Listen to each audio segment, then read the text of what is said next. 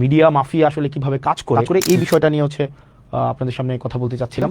আপনাদের সবার কাছে নিশ্চয়ই গুগল আছে, গুগল ক্রোমে যদি আপনারা যান তাহলে আমরা কি দেখতে পাচ্ছি, জেলা পরিষদ হচ্ছে জ্যাট পি ডট, তারপর হচ্ছে যেহেতু আমি কুমিল্লা জেলার, আমি কুমিল্লা সার্চ করলাম, তাইলে আমরা এডিপি সাধারণ তহবিল 24-25-এ যদি আমরা প্রথমেই যাই তাহলে আপনি এরকম দেখবেন একটা ফাইল আসছে, 24-25-এর একটা ফাইল। এখানে 4টা বিষয় দেওয়া আছে।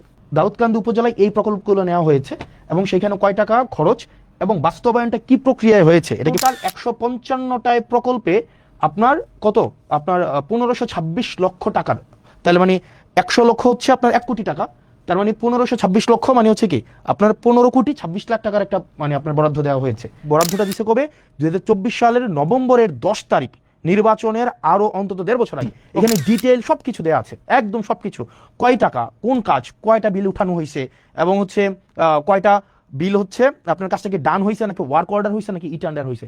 তাহলে গতকাল যেটা বলা হয়েছে যে আমি 10 কোটি টাকা নিয়ে গিয়েছি, প্রথম আলো নিউজ করেছে যে হাসনাত আব্দুল্লাহ 10 কোটি টাকা নিয়ে গিয়েছে। এখন দেখেন এটা শুনতে কি মনে হয় যে টাকাটা মনে হয় আমরা নিয়ে গিয়ে আমরা পকেটে স্টোর করেছি।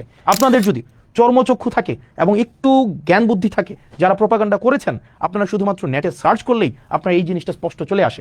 একটা পয়সা এই ক্ষেত্রে এমপি বা স্থানীয় সরকারের কারো কোনো সংশ্লিষ্টতা নেই।